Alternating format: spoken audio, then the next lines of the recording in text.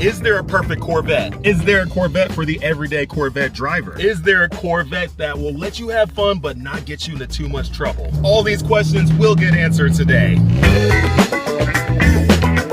When I talk about the perfect Corvette, I'm talking about a car that can do everything, right? Something that can handle in all sorts of weather, on all sorts of roads, in all sorts of conditions, in all sorts of situations. Until recently, every Corvette has been a rear-wheel drive Corvette. But now we finally have an all-wheel drive Corvette, one that spins all 4 tires. And ladies and gentlemen, that is the Corvette C8 eRay, what I'm in right now, my very own, and I'm absolutely loving this car for everything it's able to do. I'm on my way to my good friend's house, Mike Brink from Brink of Speed. I'm sure you've all seen his channel. He does a lot of Corvette content and he's been doing it for a very long time. He has a C8 eRay as well. I have one. We're both putting our eRays together and we're gonna talk about, go about, drive about with our eRays and just talk about how cool these things are. You've probably heard me say this in some of my videos in the past. I really believe the C8 eRay is the Corvette for everybody. This is a gem that people just don't fully realize yet. The capabilities, the opportunities, the possibilities with this car are right now somewhat endless and will be even more endless in the future.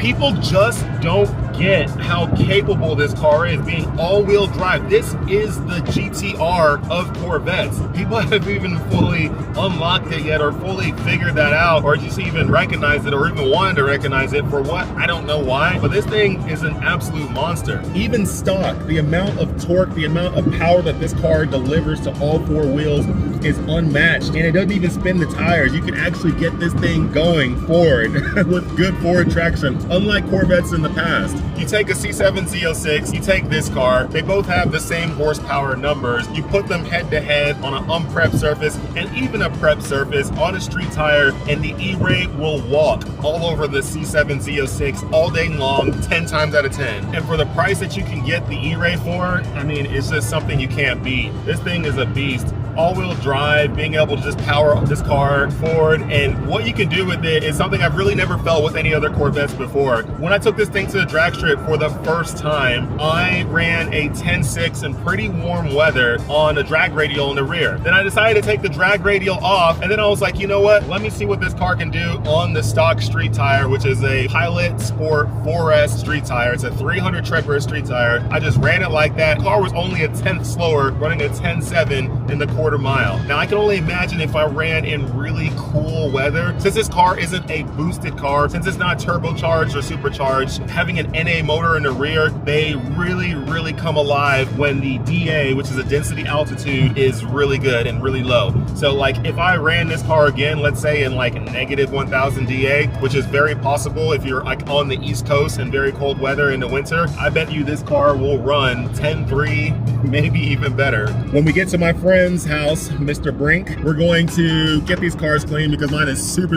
dirty, and then we're just going to talk eRay stuff and maybe dispel some myths and rumors, talk a little bit about why these cars are amazing, and you know, just give some thoughts on what our experiences have been with this car, especially since I have quite a few miles on mine now. I might have the most in the country on my eRay.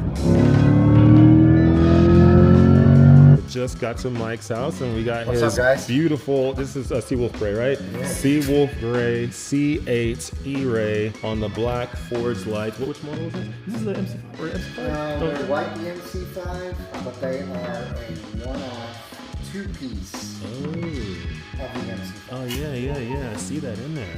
Nice. So they're actually very similar to your, on your Z06 you have the MC5 one piece. They're mono block. Yeah. Yeah, these are dual block. Nice. Thing looks good. The first time I got to see this thing, this splitter is different than normal or no? Well, the eRay doesn't come stock with it. It comes stock with just a body color and like wimpy looking splitter. Oh.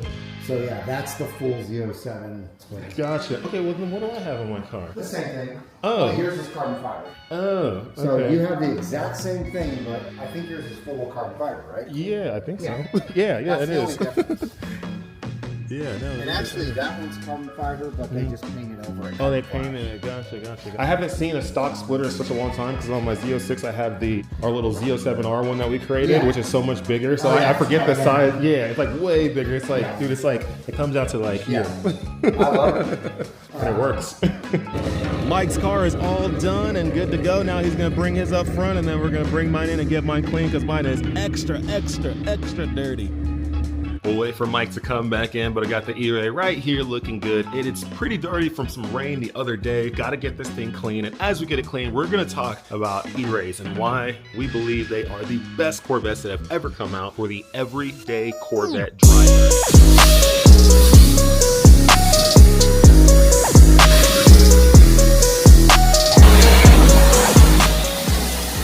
So I know a lot of you have carbon fiber all over your cars. You have it on your front lip, you have it on the rear diffuser, you have it on your rear wing, some of you have it on your door, some of you have it on your hoods, all that stuff. But what I'm here to show you is not carbon fiber parts for your car, it's carbon fiber parts for your phone and other products too as well. Simply Carbon Fiber, partner of the channel. They're a big supporter. They help make me make these videos. Definitely gotta support them. I have a link in the description of this video. Just head down there after this video, click on the link, go get your carbon fiber parts for your accessories, right? Not just your car, but your other accessories. They have a ton of stuff on the website, even carbon fiber rings for all the married guys out there.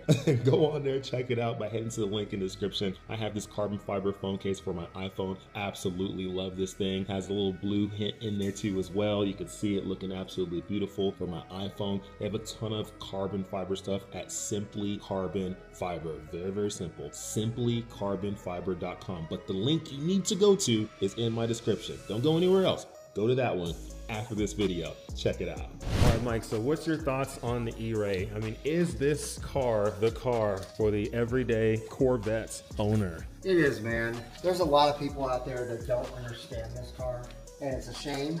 You and I both need to get a lot more content out there about this car because it's a misunderstood car. People still think that this is an all-electric EV. Exactly. Like, yeah. It doesn't even make sense. If they understood it, they would know that this is the best Corvette that GM has ever built. Ever. I still have a C6 Z06, but like I remember there was a time period where I was like, man, I just wish GM would come out with an all-wheel drive Corvette. It would be so cool. Like still have a rear-wheel drive version, but like have an all-wheel drive variant. Like that would be absolutely amazing so that we could run with some of these all-wheel drive cars like the GTRs and all these other supercars that are all-wheel drive. I mean, there's a reason why many companies go all-wheel drive.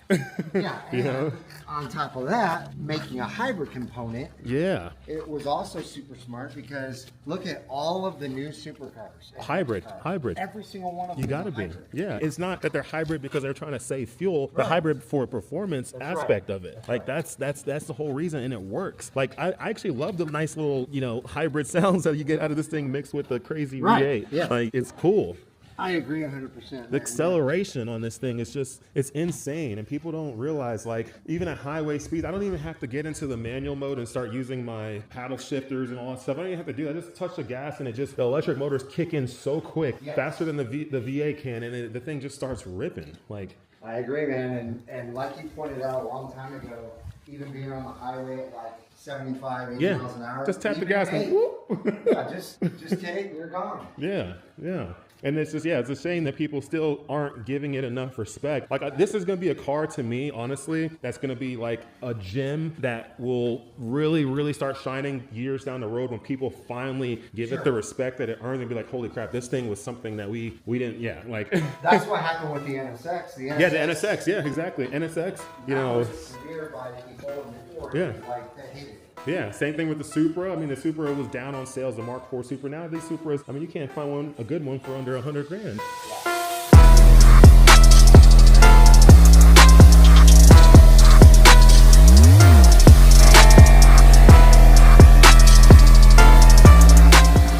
So used to my car being lowered, I didn't even really notice how lowered this was, but this thing looks so good. Seawolf gray, black wheels, matte black, a very customized MC5 two-piece wheel. Looks really good on here. But yeah, it being lowered is nice. My eRay is not lowered, unfortunately.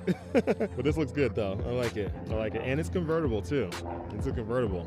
Yeah, let's go on a ride. All right, let's go. All right, about to get rolling. Just making sure I don't scrape these wheels. Yeah, that's like my biggest fear when I'm rolling out always is like, don't scrape the wheels. Yeah.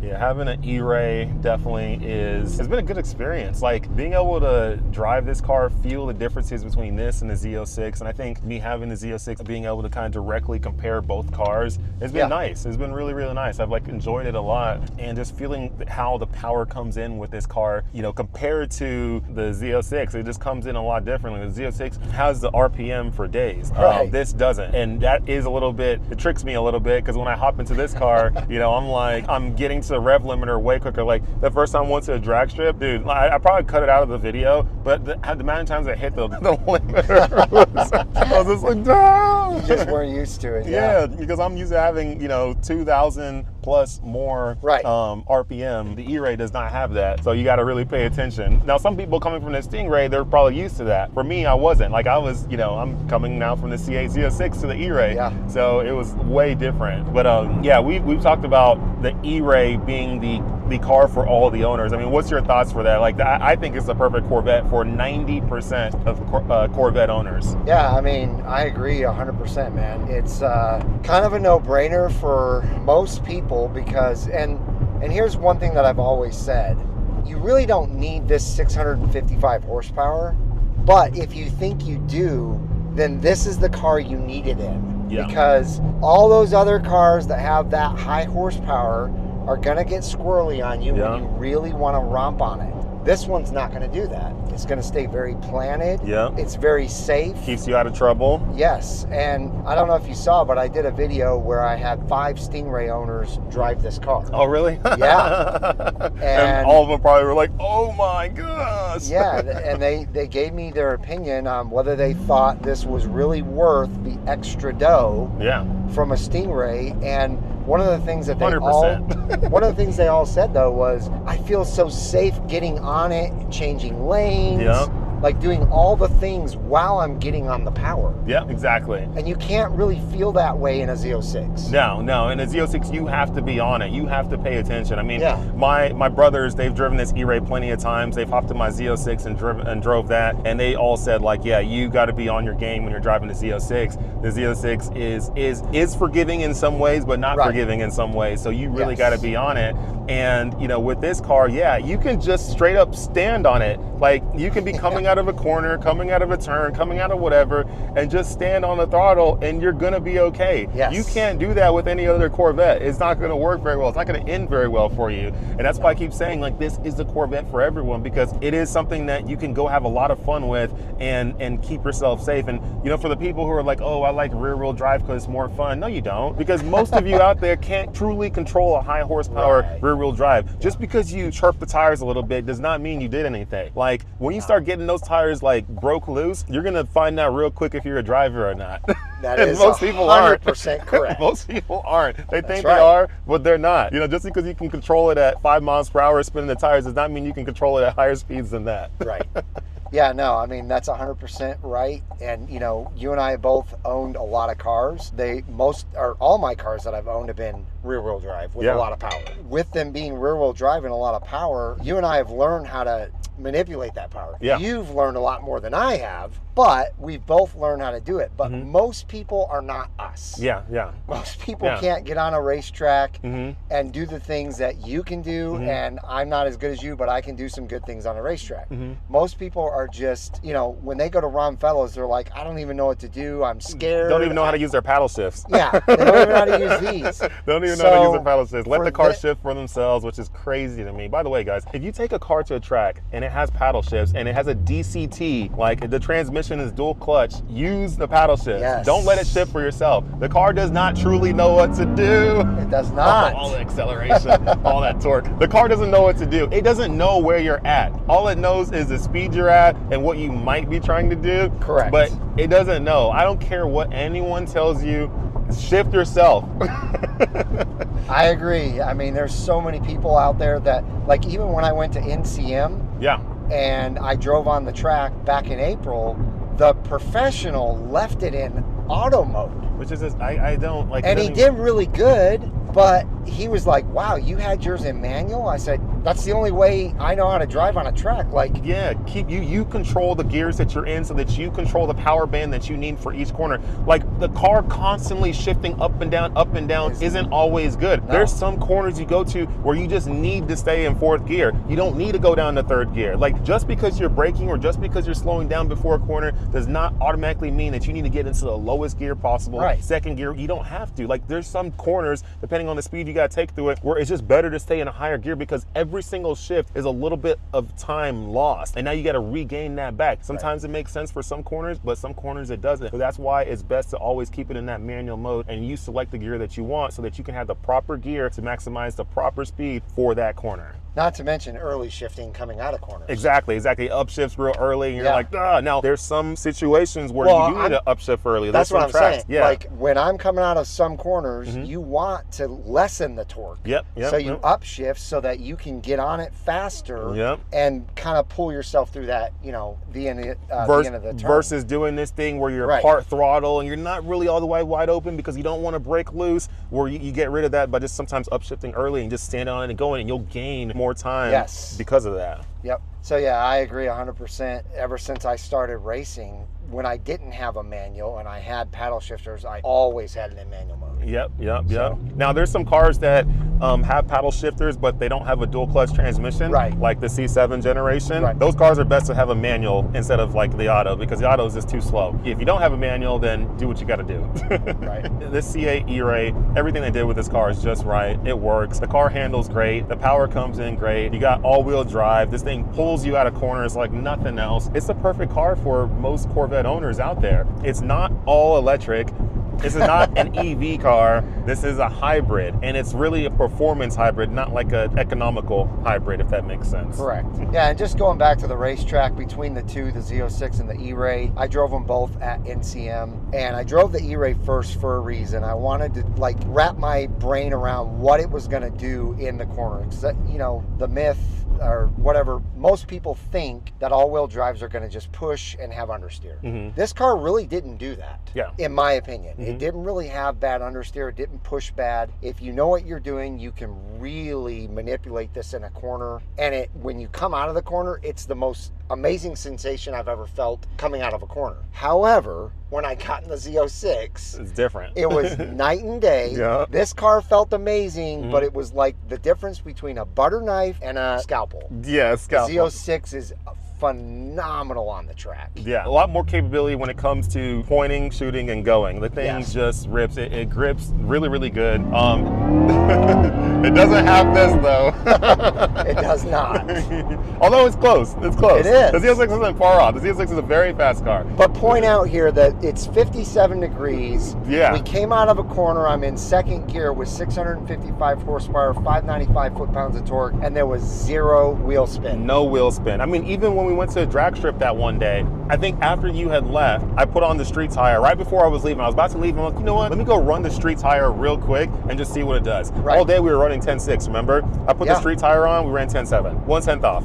That's it. 10.7. So, like, the car is capable. Very, very capable. It is, man. But yeah, that Z06, its nimbleness and its ability to corner is like next to none. I mean, it's the best Corvette at doing that ever. We'll see what the ZR1 does though, but ever. Yeah, I don't know, man. Let's talk about the ZR1 a little bit. I hear it's 400 pounds heavier than the Z06. Is that something that you believe? I think it will be, because it's adding those turbos. It's adding that big old rear wing. It's adding some other more coolers too as well. You add all this stuff together, it's probably going to be heavy. It's 400 is a lot though. That's a lot. You know, I would have thought maybe like 100, 150, maybe 200. 400 is a lot. I'm trying to figure out the rest of it that would make it that. Because I mean, coolers, turbos, all that stuff can be a little heavy, but not 400 pounds heavy. So I'm curious on what's causing that extra weight. I can understand the Zora being way heavier, having the electric motors and stuff. But this is crazy. So I don't know. Let's just say it's not. Let's say it's a couple 100 pounds heavier. Even still, we just talked about the average everyday person's ability to drive these cars. Yeah. Who's going to have the ability to even take that 1,064 horsepower and use it? It's going to be tough. They're going to really have to work on the power and torque management. The ECU is going to have to do a lot of correcting for people so that it doesn't, send you into oblivion. That car is going to be tough to drive at its limit because it's so much power. And it's not like it has an even wider tire. It does have better aero, but on slower corners, that aero isn't going to matter. You're going to need way more mechanical grip. So it's going to be difficult to kind of figure out how people are going to be able to handle that car. But it's a hypercar killer. It's not a hypercar, though. It's not a hypercar. It is a supercar, but it's a hypercar killer. Correct.